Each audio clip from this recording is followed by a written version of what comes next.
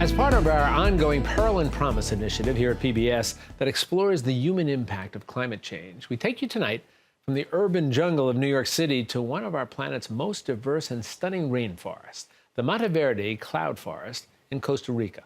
National Geographic described Monteverde as, quote, the jewel in the crown of cloud forest reserves. But that jewel is now facing growing threats from our changing climate, with a rise in temperature endangering the hundreds of species that inhabit the forest.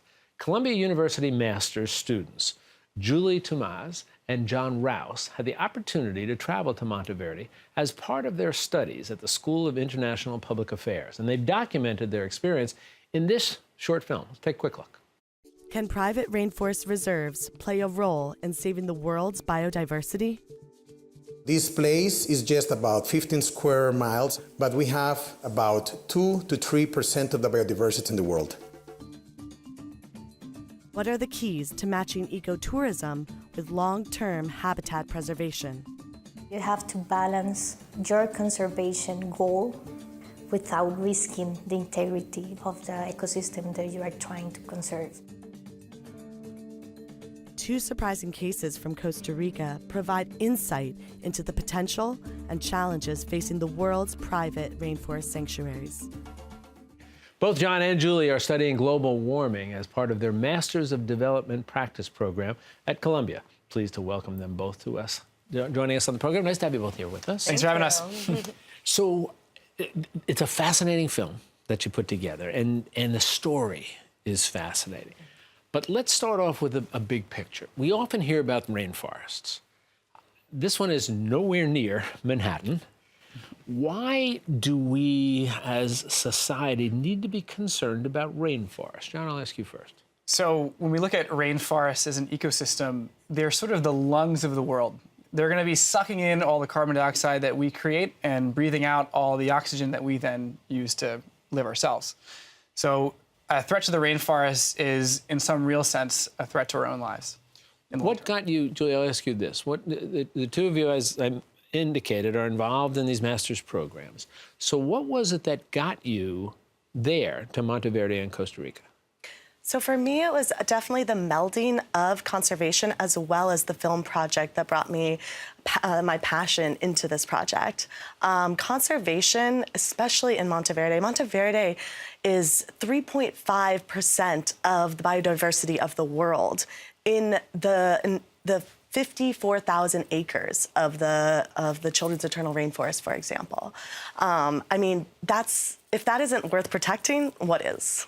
Let's talk about some of your findings. All right, John, so when you look at it, and I said in the introduction, threats to this marvelous rainforest, what are the threats that you found? The main threat in reality is neglect, because if they can't find enough funding to preserve the organizations that actually maintain the borders, hire the guards to protect the forest from poachers and loggers, there's a threat over time of encroachment and deforestation. Additionally, it's just so hard to get funding these days for maintenance.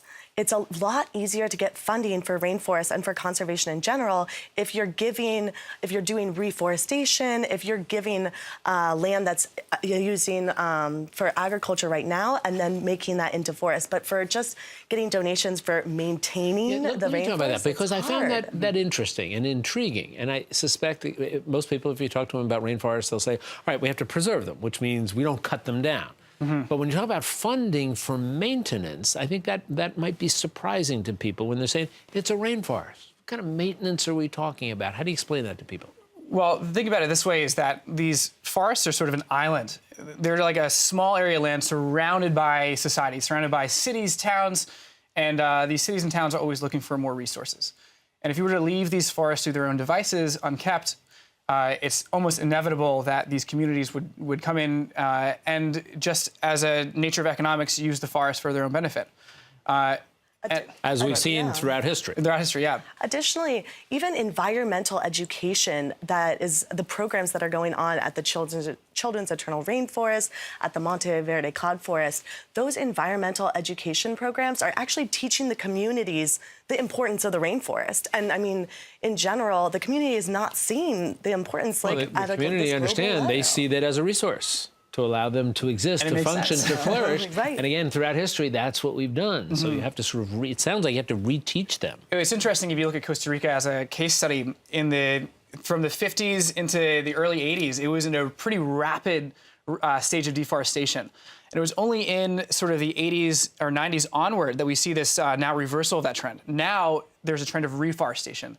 And Costa Rica, am I correct, sort of leading the charge in terms of You can certainly preserving the say that. ecosystem? They're definitely a leader in like the global conservation movement. Additionally, they have like a very hot debate for tourism versus sustainability and conservation that even the Costa Rican communities are kind of going back and forth with right now. Well, it's wonderful work done by you. As I said, provocative, evocative, helping to tell a story, great storytelling here, and getting people to understand how important that all is. John, Julie, thank you for spending some time with us. Thank you. John, happy birthday. Thank you. We thought we'd throw that in. Appreciate it. But again, great work from both of you. Thank you.